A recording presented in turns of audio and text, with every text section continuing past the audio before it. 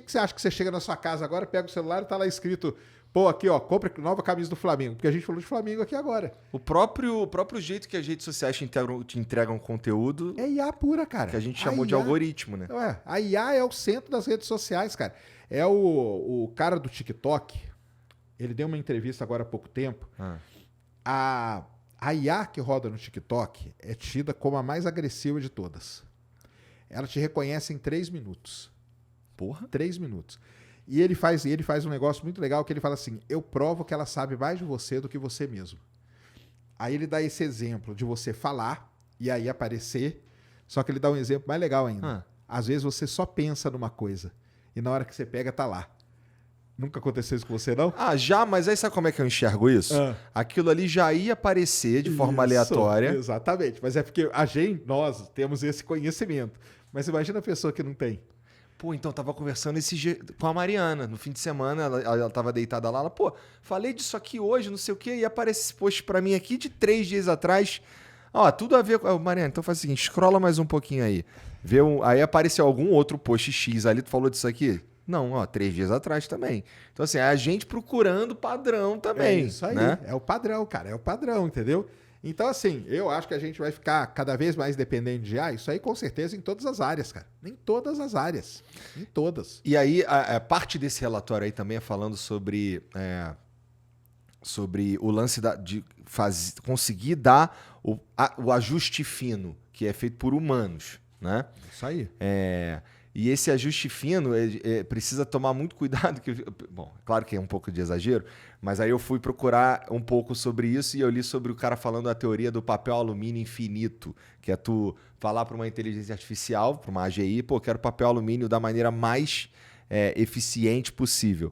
E aí chega num ponto que ela está transformando tudo que tem em volta em papel alumínio porque a gente deu um comando de merda. É isso mesmo. Então, escroto, né? E aí, chegaria num ponto que a própria inteligência artificial seria a responsável por fazer o próprio ajuste fino dela mesma. A AGI é isso, na verdade. Que aí é onde fudeu de vez, né? Sei lá. Por quê?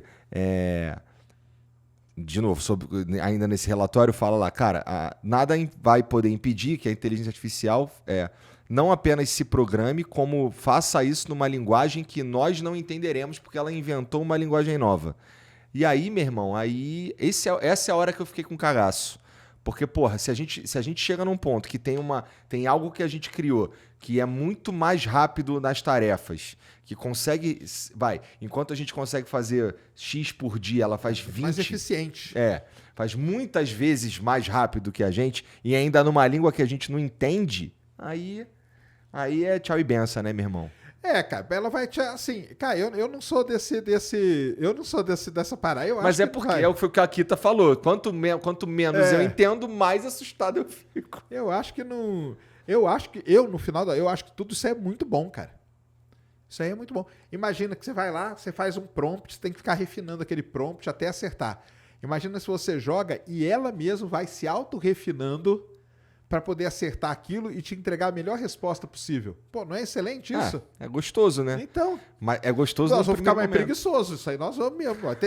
Tem outros efeitos. Mas quem sabe, nós não estamos chegando nesse ponto para a gente cuidar da parte criativa da parada. Mas aí ela teria que não ser capaz de fazer algo para frentex. Para frentex, aí... Então, porque aí senão fudeu. Porque senão nós vamos fazer o quê? Nós vamos comer e, porra, cagar.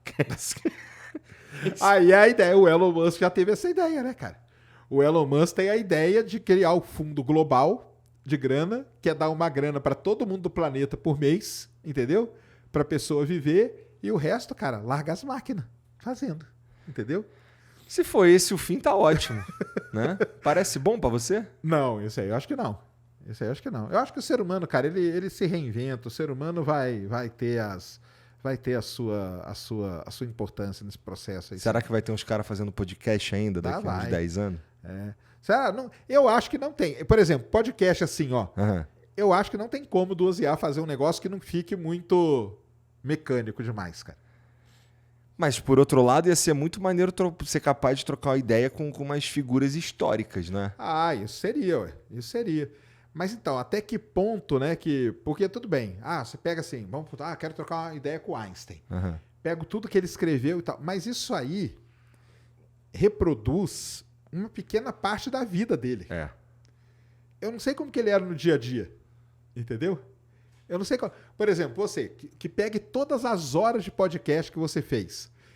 É hora pra caramba, mas mesmo isso é uma pequena parcela da sua vida, entendeu?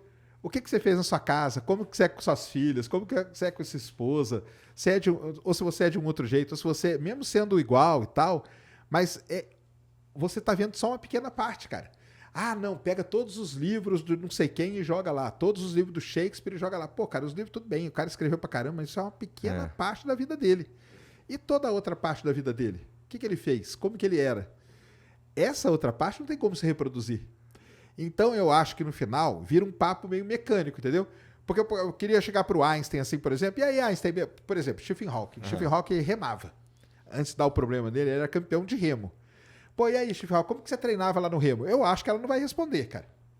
Porque se eu alimentei ela com as obras do Stephen Hawking, ela vai ficar respondendo coisa de buraco negro, coisa no tempo, mas coisa da vida, do dia a dia, entendeu? Por exemplo, chegar para você, e aí, Igor, como que foi quando vocês foram lá na final da Libertadores, lá na Argentina? Conta aí para nós como que foi.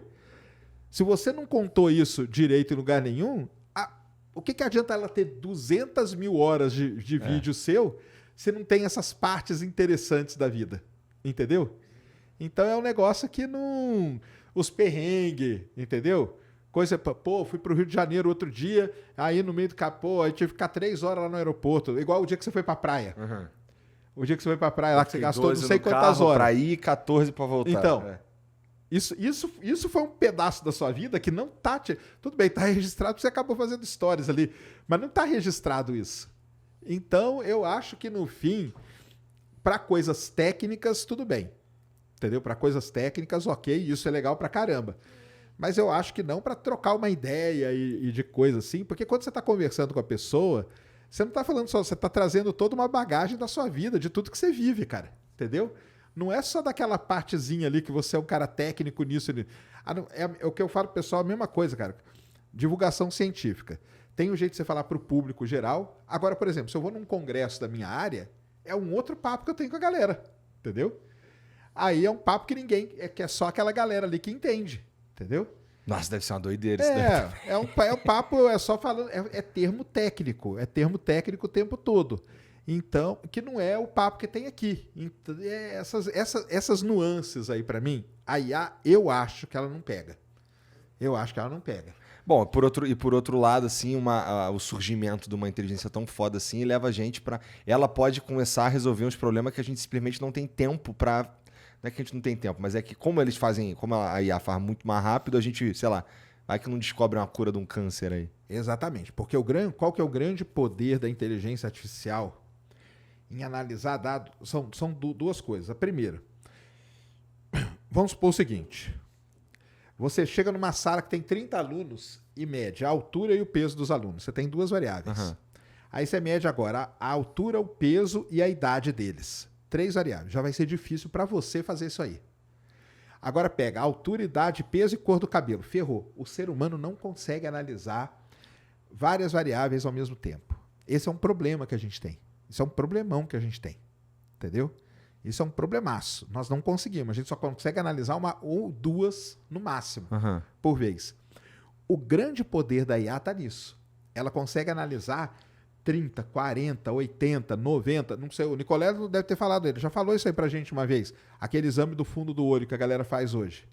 Você chega lá, o laser vai lá dentro e nessa medida vem 50 variáveis sobre sua vida, sobre sua saúde. Então, você está olhando para a pessoa está saudável, mas ela está fodida. Porque tem coisa, a gente chama isso em análise de dados, a gente chama de estruturas escondidas. Só a inteligência artificial analisando várias variáveis ao mesmo tempo que é capaz de detectar. Por isso que ela conseguiu resolver lá a proteína não sei o quê, por isso que ela consegue procurar cura de não sei o quê. É por isso, entendeu? Porque tem coisas escondidas ali que só ela consegue identificar. Esse é o grande poder da inteligência artificial, na verdade. Entendeu? Entendi. Esse é o poder dela. É um puta poder animal lógico, também, né? É excelente, ué.